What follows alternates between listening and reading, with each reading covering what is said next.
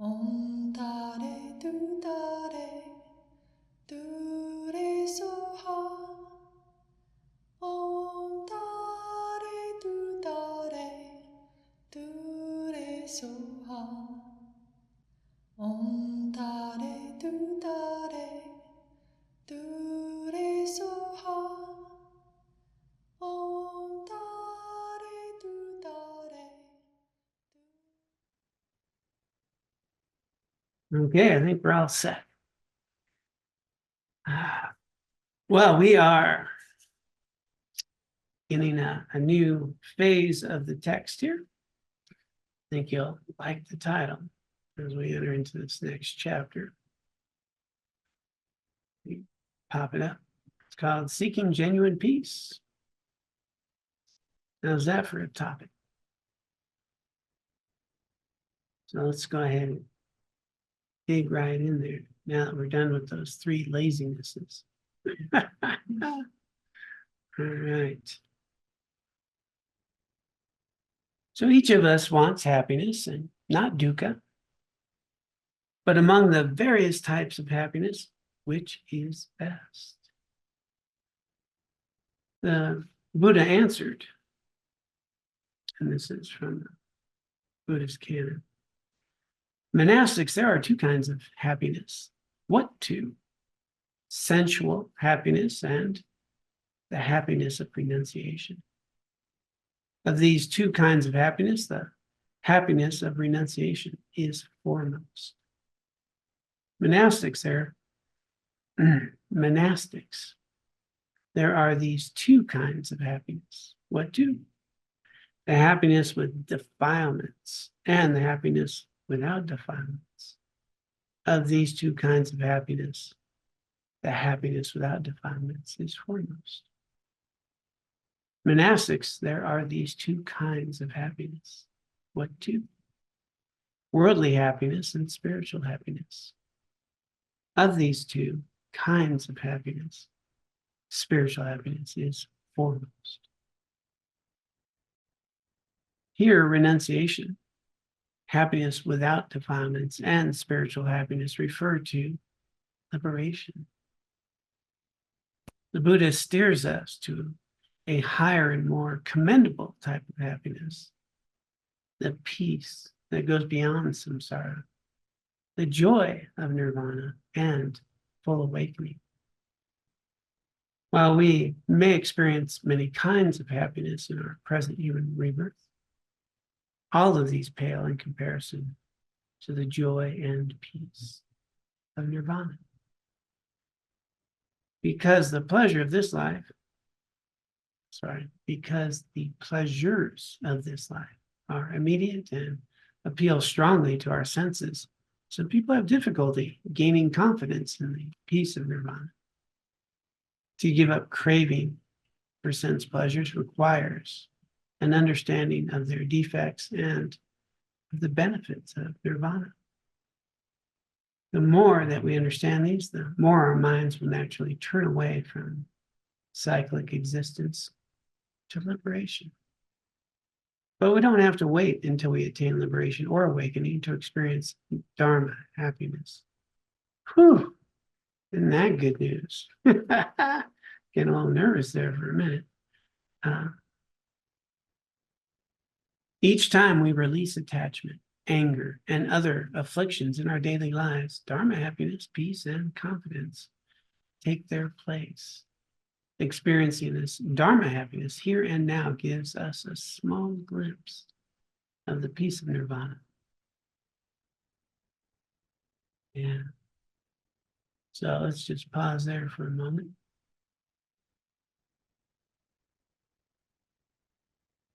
The genuine happiness we often speak about, this state of well-being that we can experience.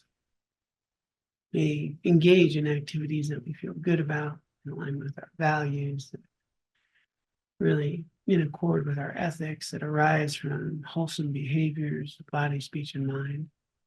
And we get a taste of that in our life. And we get to have a sense of well-being, a sense of stability, And so that's a little bit of a taste. And we talk about genuine happiness, but at its ultimate level, that genuine happiness is already there. It's nothing we're accumulating. It's actually already there. When we are free from afflictions, when we're free from attachment, when we're free from the grasping, it's already right there. And people can experience tastes of it sometimes in meditation, when we're attending to our focused object. We might notice that our mind is not caught up in a lot of busyness and affliction, and we actually directly experience a state of bliss, state of joy. And that's already here, already available. It's not like we did something to get it. We removed the obscurations that prevent us from experiencing it. And of course, there are causes and conditions that give rise to it as well. But here, they're giving us a little opportunity to notice, am I creating causes and conditions for worldly happiness? How much time and energy am I focusing for my 8 worldly concerns?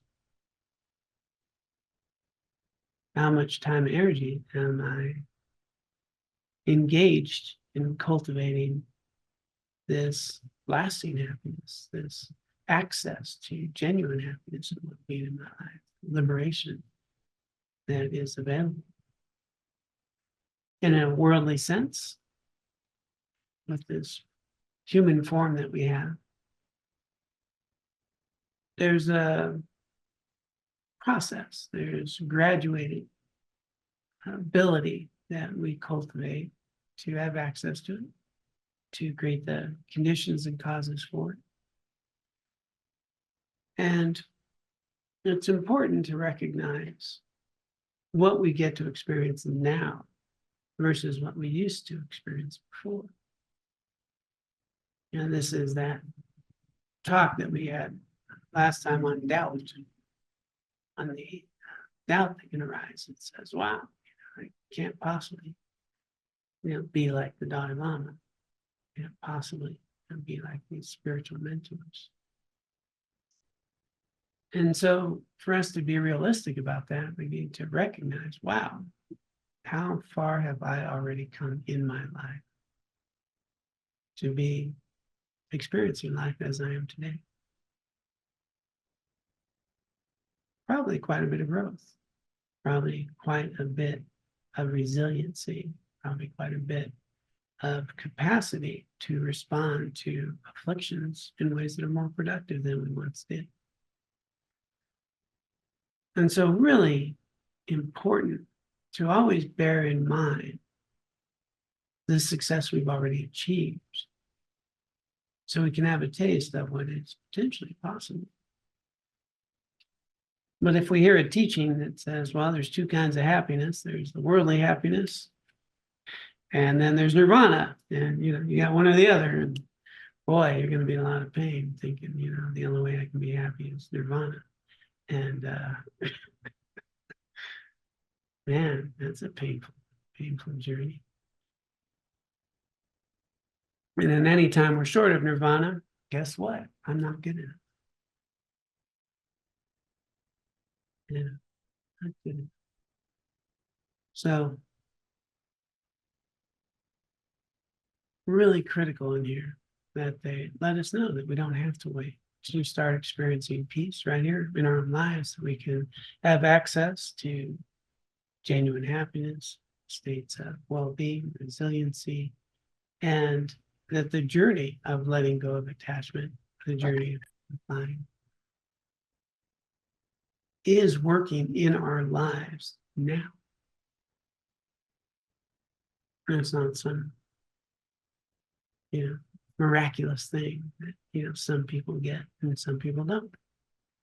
As we talked about previously, Dilgo Khyentse Rinpoche simply said, the reason there's less of us getting enlightened right now is simply we don't believe in ourselves. too hard, too much.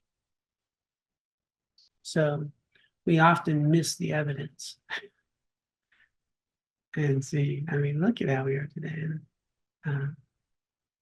And I also remember Lama Alan Watts mentioning that a life dedicated to good ethics is not a wasted life. Like just in this lifetime, engaging in virtue, you're going to reap massive benefits and create the condition to continue. So that's where we get to start. I think we're seeking peace, and we can have a taste of that peace right here, right now. And we may notice how that peace gets interrupted as I cling to worldly things and people and states of what we think we need to be okay. How that actually blocks our capacity to have some inner peace, resiliency, and well-being. Which one are we taking refuge?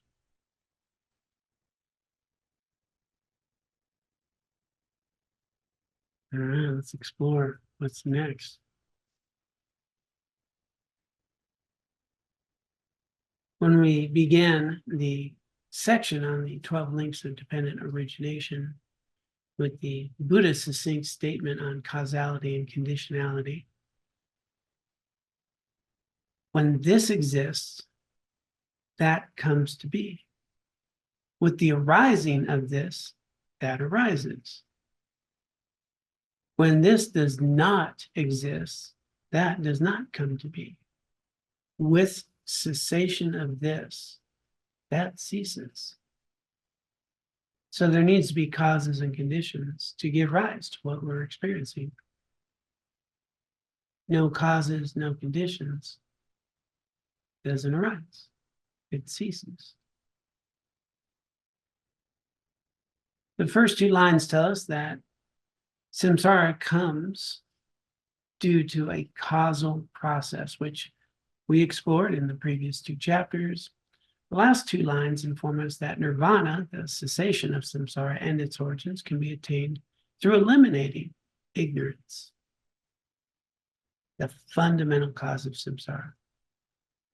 When the causes and conditions of samsara do not exist, the resultant state of dukkha will not arise. With the remainderless fading away in cessation of ignorance, the new creation of all the other links will cease. Just as when the first domino in a row is hit, the others tumble down as well. What brings the cessation of ignorance? According to the common Buddhist view, it's the Eightfold Path, especially the wisdom or true knowledge that understands the Four Noble Truths and Nirvana. According to the Prasangika's unique view, it also entails the direct non-conceptual realization of the emptiness of inherent existence of all persons and phenomena. Direct experience of emptiness for an extended period of time. The process of gaining this wisdom is a gradual one, which itself depends on many causes and conditions. So they're just giving us the opportunity. How do you free yourself? Well, Noble Eightfold Path is pretty standard method. 3 higher trainings, is how in the Tibetan lineage they often talk about the Noble Eightfold Path, and that's ethics, concentration, and wisdom. So to eliminate the suffering, we engage in ethics, concentration, and wisdom. Do you need to be fully enlightened to cultivate ethics, or do you need to be some great being to cultivate ethical behavior? Is it Only a Dalai Lama can engage in virtuous actions of body, speech, and mind, or can we do that?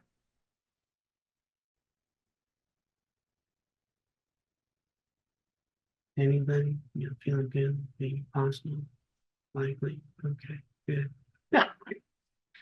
uh, for those of you who do the morning practice, and we have the Way of Compassion,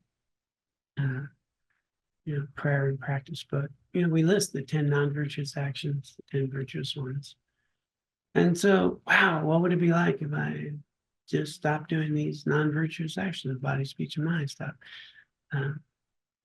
killing and harming. What if I avoided sexual misconduct, didn't steal?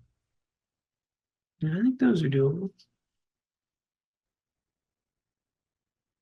Anybody out there feeling homicidal, or you thinking you're okay there? Okay, so good. Let's not kill.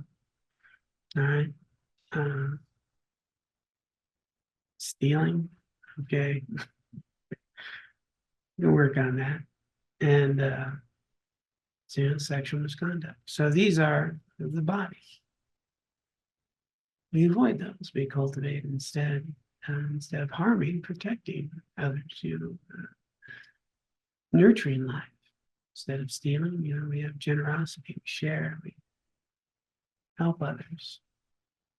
And sexual misconduct. We have healthy relationships. They become authentic in our intimate relationships of being vulnerable and authentic with other human beings. Speech, let's not lie, let's not do harmful speech, let's not divide others. That's a hard time right now in the political speech. So some finesse there. Or idle gossip, avoiding that. And then let's avoid ill will, let's avoid jealousy, let's avoid wrong views. So in other words, here we have already very direct guidelines to how to suffer less and how to create causes to have more peace. And I think we don't even need to be a Buddhist to recognize how much more peace you'll have when you engage in the world in ways that you feel good about, instead of ill will and jealousy, compassion. So compassion in the world, and instead of jealousy. Wow. But if we recognize the value in ourselves and others, I'd be a little more peaceful. And if I speak in a way I feel good about, then I'm not going to feel so bad about my speech. I'll create less harm in the world. If I have physical actions that I feel good about, I'll have more peace. So ethics, concentration is critical. We'll have to train our minds. Be present to attend to what we're choosing to, instead of letting our minds get co-opted by very delicious thoughts and activities, by reactivity, emotions, distracted minds that just get out of control. And then wisdom, starting to really understand our experience in more accurate ways. And I just think understanding interdependence is a good entry point. Subjective experience, just understanding I'm having a subjective experience. There's nothing about John. It's independent, and what's happening out there and how I'm experiencing it is subjective. If I remember that, then wow, now wisdom's arising, and I'm not overly identified with an emotion that's arising. And I'm not blaming in ways that people don't exist, situations that come into being. So essentially, with ethics, concentration, and wisdom, probably going to have a lot more peace in your life right now. And to the degree with which you engage in your life with a greater degree of attention and wisdom, engaging in ethical behavior, you're going to find a greater degree of well-being, greater capacity to respond a greater capacity to bounce back. It's a lot more peace. You didn't even have to put on monastic robes.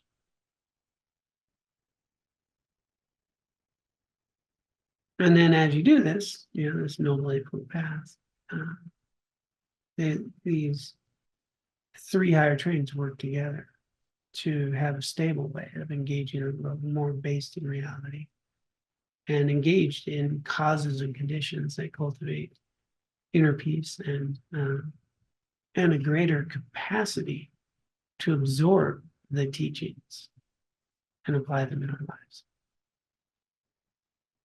And that's really key to remember, that this virtue that we create is really cleansing away some of the obscurations that prevent us from realizing the essence of the teachings that we receive and having them stabilize within us. So as we just work on the ethics, the wisdom sinks in and our understanding becomes more stable. So if we just go for wisdom without being an ethical human being, it's like pouring water on a rock, not much going to grow there. It's kind of like my head. You need to put some fertilizer up there. And that's the bodhicitta, compassion. And then we get the fruit of our efforts. So just pause there, see what y'all think in terms of cultivating access to peace that we seek.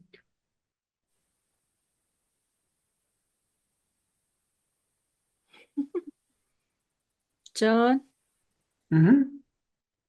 when I was living in Miami and studying with a yogini there, she talked about non-lying and non-stealing. It's part of the yoga ethics. Mm-hmm. And she talked about how if you're not going to lie, then you need to know yourself well enough that you don't lie to yourself first. You need to know what a lie is, to know that you're not lying, because you're not lying to yourself first. And then it's like know thyself, right? And then non-stealing, she talked about, well, that can mean property or material things, but stealing can also mean stealing someone else's good mood or their self-esteem, or using your speech to bring somebody down is stealing their self-respect, that kind of thing. So there are non-physical things that you can steal from another person. And I just thought that was really great to explain it in that way. Yeah, it's good perspective. In the 10 non-virtues, then that would actually be speech, like harmful speech. What you're talking about is if you're stealing someone's good mood, that would be the harmful speech piece in the 10. And these good ethics you're going to find in all traditions. And why do you find these types of good ethics in all of these traditions? I'm going to guess that it's kind of universal wisdom about how things work. And so you'll find it in different yogic traditions. You'll find it in Christianity. You'll find it in our teachings as well. As I used to do a little exercise with my students in high school. We studied different cultures and religions. I cut up like the 10 Commandments, and I cut up the 10 non-virtues, and I cut up these sort of 5, I think it's the 5 pillars of Islam, just different things about ethical behavior. Just cut them up little strips and put them in an envelope, didn't tell them what they were, and have them put, as an exercise, just categorize these. And Yeah, they're going to find that, wow, each of these, could have been in the Ten Commandments, could have been in the Islam, could have been, in the Buddhist thing. You're going to find that the baseline ethics are going to be found in these wisdom traditions that can speak to how we cultivate ourselves in ways that are truly meaningful and connected. But we just use a different framework here and there, right? Hey, Ashley. Yeah, a while ago, I found a thing with the golden rule in Oh, all the different religions. that's awesome. Yeah, it's Baha'i, Buddhism, Confucianism, all, basically saying, same thing, like you said, the same thing. And I thought that was so cool. Yeah, that's wonderful. Yeah, yeah. So here's the fascinating thing for me is if we all get taught this, how come nobody's doing it? Right? And Buddhism is going to point to our attachments, our fears, our insecurities, right? And then this desire then to the worldly concerns, and then now we're acting out of the worldly desire to feel, good, this worldly happiness that the Buddha was talking about. And then that quest for that temporary happiness is actually creating more long-term struggles, stress, worry. And we get away from these very simple lessons we learned in our early childhood, like the golden rule. And so this is where these previous teachings give us this context of understanding what the causes and conditions are for samsara dukkha that we create. But if we cease creating those causes and conditions, it cannot arise. Katie.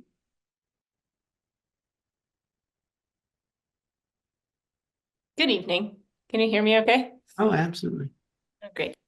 I think the other thing that you have talked about often, John, that comes to mind for me and why we don't do it, and I could say why I, maybe like in earlier parts of my life, it reminds me of, I think it's Nagasena's definition of mindfulness, where you're tracking beneficial and unbeneficial, right? Like I do this, and I think just noticing when I am acting ethical and actually like paying attention through the whole process so that then I actually experience and am present for how I feel during, after, a week later, a year later, and recognizing those, right, those experiences that do last. But if I'm not paying attention, then I don't actually make that connection. So that's what came up for me. Yeah, thanks for sharing that. As a matter of fact, last Tuesday at the 7-Point Mind Train, that was the whole hour. How valuable it is when we can mindfully attend to the attraction of something, the result of something, the fading of something, and then the fear of something, and the stress around that, the anxiety, the rising, and then and then going, and we forget we have actually survived a lot of things that we thought would be terrible. We've experienced a lot of things that were joyful. They've all come and gone. And here we are. But that realization that you're talking about, I think, is so critical that we need to really remember how good it feels to do good. Because if we don't, virtue does not become its own reward in a realized way. But when we can mindfully experience how good we feel when we do good, then virtue is its own reward in a truly meaningful way. Yeah, it lasts in our consciousness. All right, Greta. Hey, thanks, John. Can you repeat the question? I'm not sure I had a question. Oh, there was some, I think the question was like, what's holding us back or something, right? Oh, right. Yeah. Why don't we do these things that we've learned in early childhood? Yeah, we're talking about different sort of answers on that. Good. And immediately I'm like, it made me think about just conditioning. It is like the serious Achilles heel. I feel like I rub up against it so much. Like today, I was like mindful, having a lot of feelings, a lot of uncomfortability, a lot of chatter, unpleasant chatter. Almost no, not a lot of pleasant chatter. And that's okay. I just sometimes I wonder, like, how do you know, like, I think you also talked about that, like, like if I have an objective to alleviate it, then I'm like attached to the result, but I want to aspire to be free from it so that I can, be free, or whatever. And so I'm just yeah, can you talk about that tension a little bit again, like how to walk in the middle somewhere so that I'm not so flip-flopping and seesawing. It's tricky business, isn't it? Mm-hmm. You know, we're struggling. We would like to feel better. That's pretty natural. And but it also my resistance to feeling blah or in some difficult emotional state, my resistance is going to greatly increase the suffering. So that capacity to be in acceptance, understanding that I'm feeling like this because of causes and conditions. And the karma has ripened. And so I'm having this experience.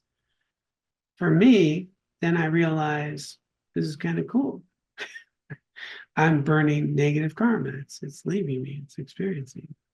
And what's going to help is responding to that struggle, the suffering, in ways that are virtuous and helpful. And so the experience I'm having now is the result of previous causes and conditions that have given rise. Now, this harmful, difficult experience has ripened. It's leaving. It's ripening. Free of it. And but the more I attach to being rid of it, resisting it, now I'm bringing in, just the opposite of renunciation. I'm bringing in attachment and, my desires and trying to shift things. And sometimes, now I'm creating a greater sense of identity in my own suffering instead of the experience of suffering that's ripening and fading away if I can respond now to it in a way of acceptance and responding to what's the healthy thing to do here.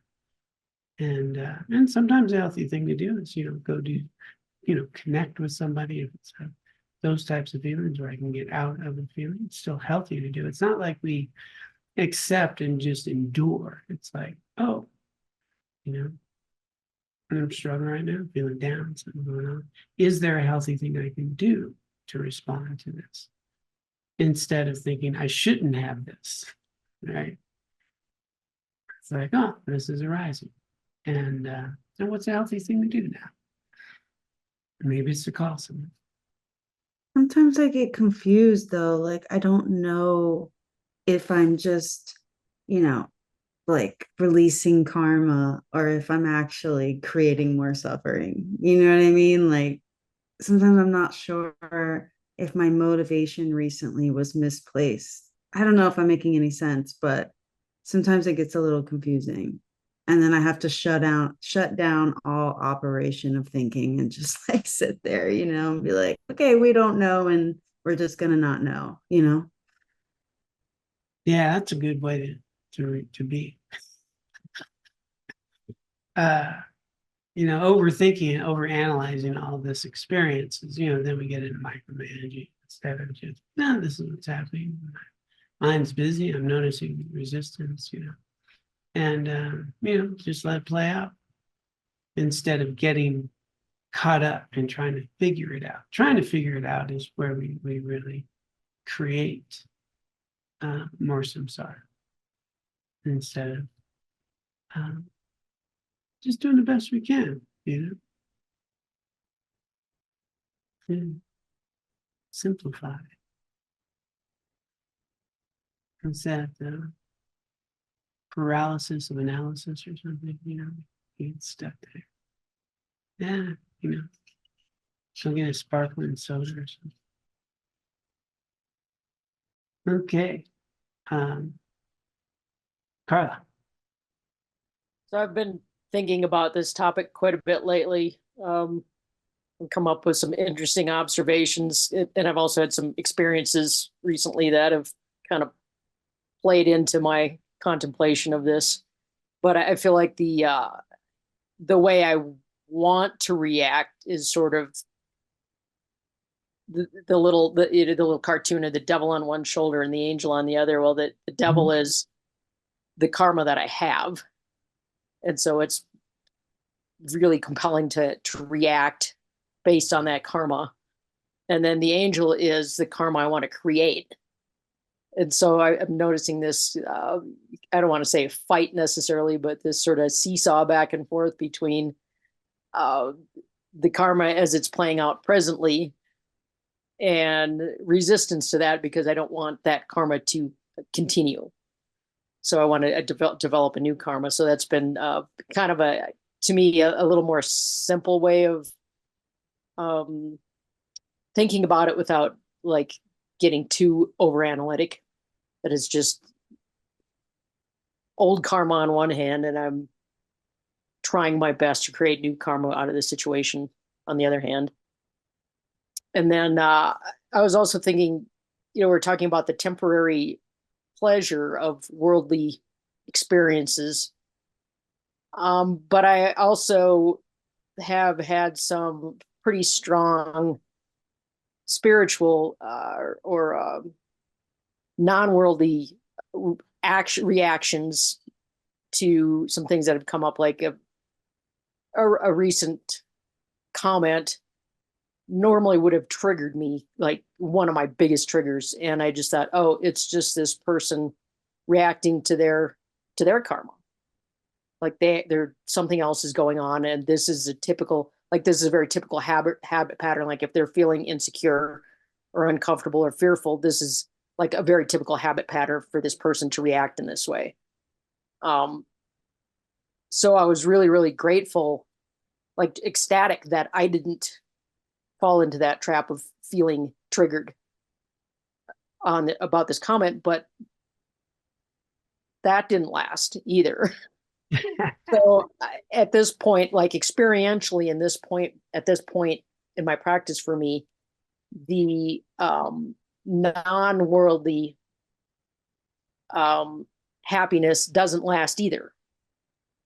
So it's kind of like worldly happiness doesn't last, non-worldly happiness doesn't last. But one thing I did sort of get out of that or come to a conclusion is that overall, like my overall baseline is happier and more secure. Like maybe the little experiences of happiness don't last, but overall my baseline sense of security and peace and happiness has improved. Whereas I would doubt that if I continue to blindly pursue worldly happiness, that I could say that. So Wow. just a few observations. Yeah, no, By the way, in the perfect chair for like an angel and a devil. You can almost see them on either side. Uh, yeah, no, you actually are describing sort of the science of happiness and well-being. Is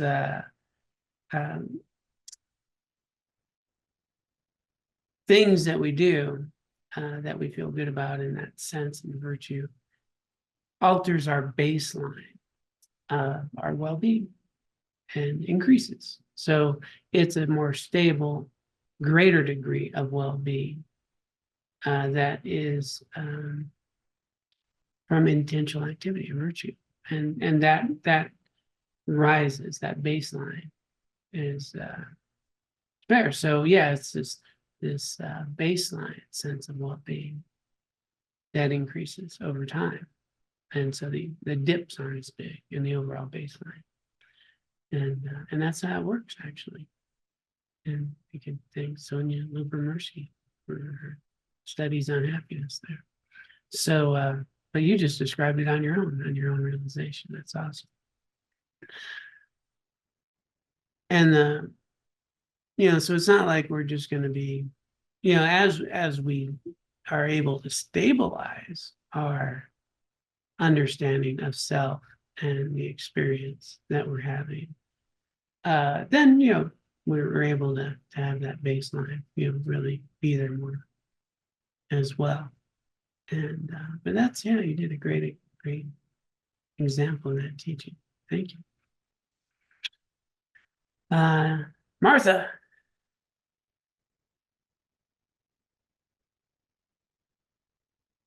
Hi. It is always so amazing to hear the sharing, the readings, of course, and your interpretations, John, but then to be hearing one another speak about the struggles that are experienced in this life right now. It's just always adds to my understanding of the Buddha's teachings. So I thank people for sharing that. And I do have a story I wanted to share that's been going on for the last day or so. And it's in this divisive time of the election and wrestling with my afflictions, trying to figure out, it's like I've experienced this whole gamut of responses. And what started and what precipitated is that I have a collection of political signs that I have in my yard, on my property, where people can see my thoughts and or our affiliations. And someone came and stole them all night before last from my yard, and it's like they had taken them about a month or two ago also. And I had gone through a kind of a whole thing, and I wrote a big note instead. It said it out there about, this was pretty rude. And so I thought that, and I had a few people in the neighborhood come and, bring me some cucumbers and the summer bounty and say, wow, right on, let's just stay the course, and we're with you, kind of an idea. And so I replaced all the signs and added a few more, and then night before last they were all stolen again. And so my response is, I went through the whole gamut, of like being really angry at first, and then being kind of devastated and disappointed with humanity, and filled with despair about the person that would take my signs, and just what to do, and I think that, I went through a range of, well, I could do this, I can be angry, I could put a nasty sign out, I could, just kind of crawl under a rock and not come out for a month or so until after the elections. And just trying to figure out what is a compassionate response. And one of the things that Carla, you were speaking about is that people's fears are manifest in these, just how they manifest them. And I thought about the fears of the person who stole my signs that are a liberal, that are supporting liberal causes and people, must be so filled with fear that their way of thinking isn't going to be realized if the election goes the way that I hope the election goes. And I saw that my own fears of if it were to go the other way, how that's going to impact so many. So I just kind of watched all my reactions, but I didn't know whether I should. I'm thinking about them in terms of, the Buddhist teachings and what we're learning. And I didn't know, what was the appropriate response. So what I did is I put a little sign out there and said, whoever took my signs, shame on you. Again. Because that's really what I feel. Shame on you. What would your mother say? Yeah. And so I just, I'm feeling okay about my sign right now. And I also thought, well, maybe I'll get some more signs because I'm helping this person. They'll have some more of their fears relieved if they can come and steal my signs again. And how many times might I do that between now and November 5th? And then I thought that was a little passive aggressive, maybe. So that's it. That's all I have to say. Yeah, well, great that you have such awareness of their struggle, their fear, their suffering. And that allows us to respond rather than just react and think of people as bad people instead of recognizing they're scared people. And of course, they could just be distributing your signs to other people that didn't get signs. And place them to the neighborhood and want to spread them out more. Who knows? Too lazy to go down to the headquarters. Yeah, thanks, Martha. That's very tough. I'm sure a lot of people can relate to that stuff. Keith. Hey, hello, everybody. Thanks, John. Yeah, just side note, one definition I recently heard of stealing is taking that which was not freely given, not being so caught up in physical or not physical or what, something that wasn't freely offered or given and taking that. Anyway, I like that definition. And I'm just jumping in with a question, really. I really was intrigued by those three happinesses, just seeing them delineated that way. And I didn't catch all three. One was renunciation, happiness of renunciation. One was spiritual happiness.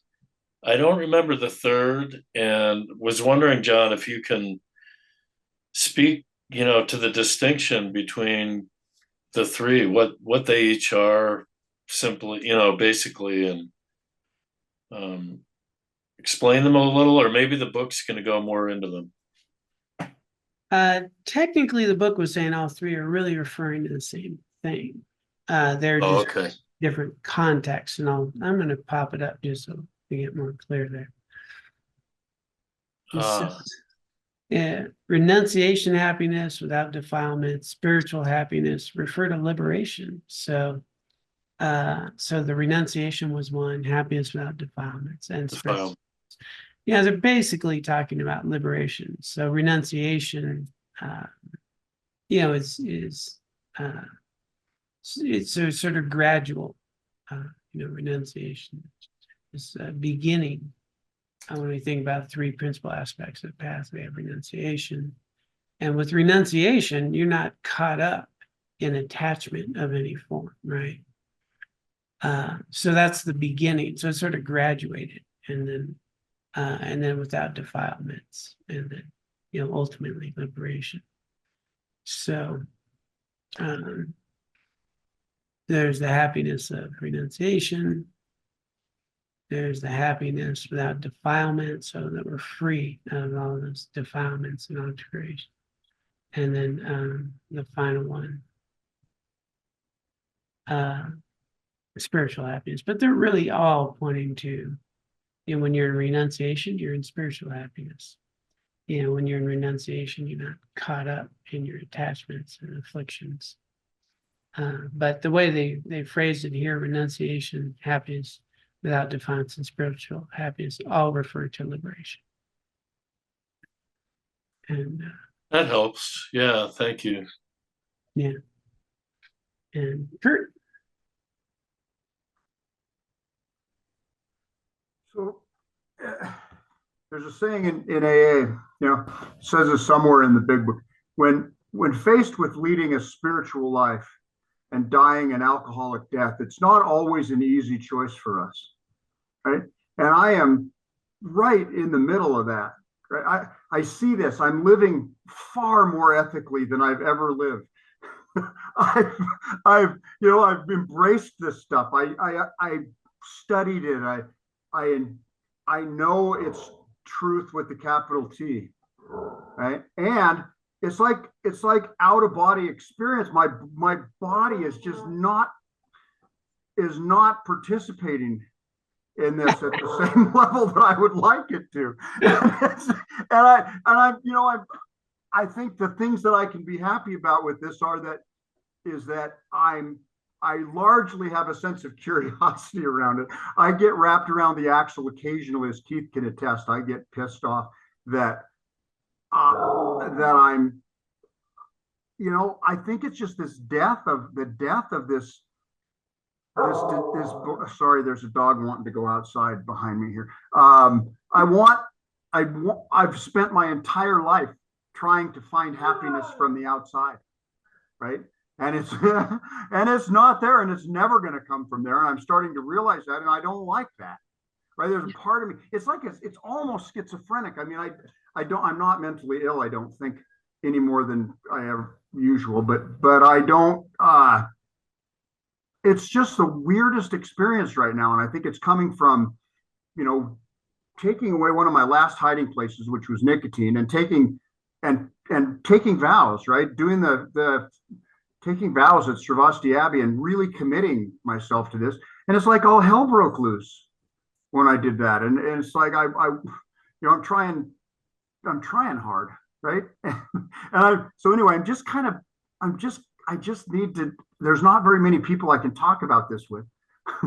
Probably not the appropriate venue, but it's just startling and astonishing to me how unhappy I have been around some things that I know are going to bring me happiness. I don't know how to describe it, but it's not coming easy. Right. I want it to just be, I just want it to be a skip in the park, right? I want everything to be wonderful all the time. Right. That's what I want. I'm just putting it out there. I expected Buddhism to do that, and it seems to be doing the opposite for me. It's making me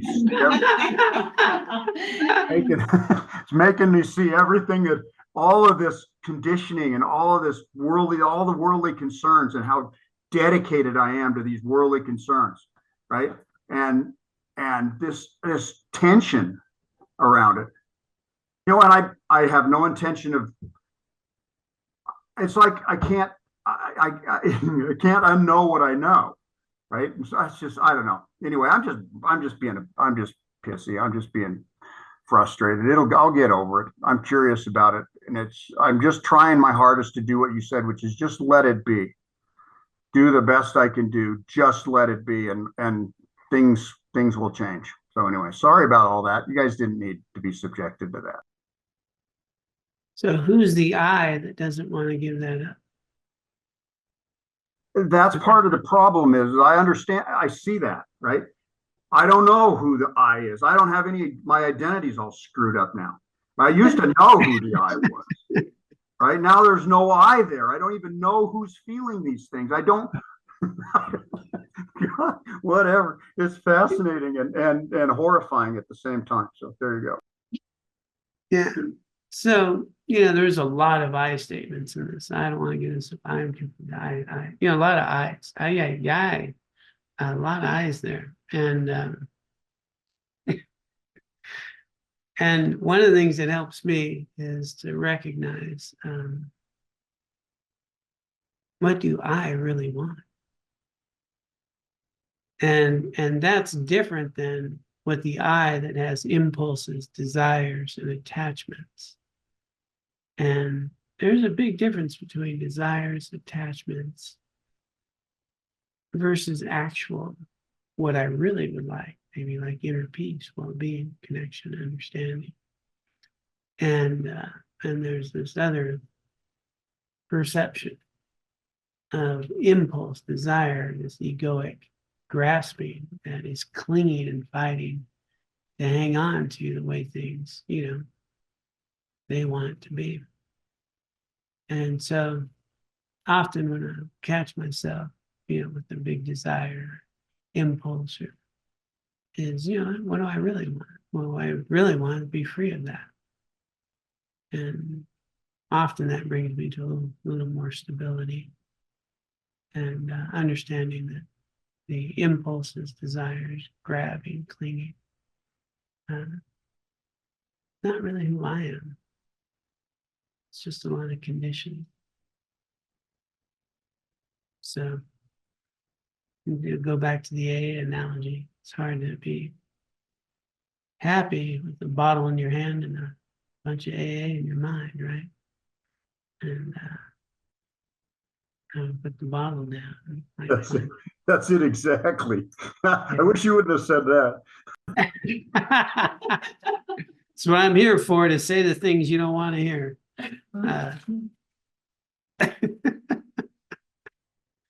I love you, Kurt. All right, Connie.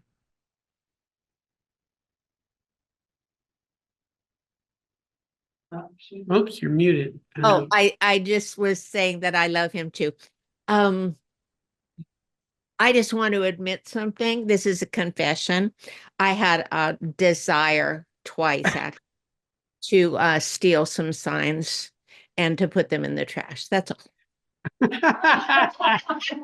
That is all. I didn't do it, but oh, did I have the desire? Anyway. To be clear, the desire wasn't to go spread them out on other lawns. So. I wasn't going to share them with anyone. No, that was like double bad. I'm going to put them in the trash so that no one could find them. Hey, Martha, I think I know who has your signs. I think she knows what side of the hill I'm on, or what side of the. Anyway, I just had to admit that. I just had to admit it. That's it. Yeah. And what a gift. See, and here is something that, I don't know that we give ourselves enough credit for, and it goes back to, Kurt as well, is we have impulses and desires and we don't act on them. We do the next healthy thing, the next right thing. And that's awesome. And it's good to give ourselves credit and recognition for, I have this impulse, going to do this thing. And I don't do it, pat on the back, and there's the journey. And so it's very much like we started with Greta is this is ripening. Well, that's from the past. What I'm doing now is creating my future by how I respond. And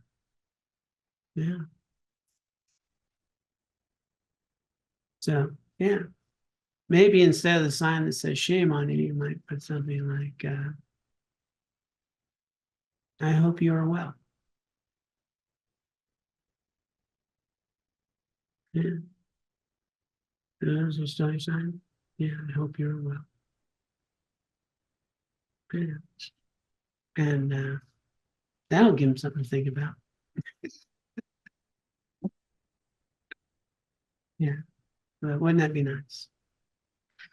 All right, let's go ahead and take a moment to be in this moment. Oops, that's not what I want. Dedication. Sorry. Just taking a moment to be in this moment and to recognize what an incredible opportunity it is to have such pith guidance on causes of suffering and causes of happiness. And to have these directions made available to us in such an accessible way. Let us dedicate any and all merit that we have cultivated from our time together for the benefit of all beings. May they be free of suffering, and for our own continued spiritual growth, that we may achieve our own lasting spiritual happiness based in renunciation and without defilement, so we can be of greatest benefit to all.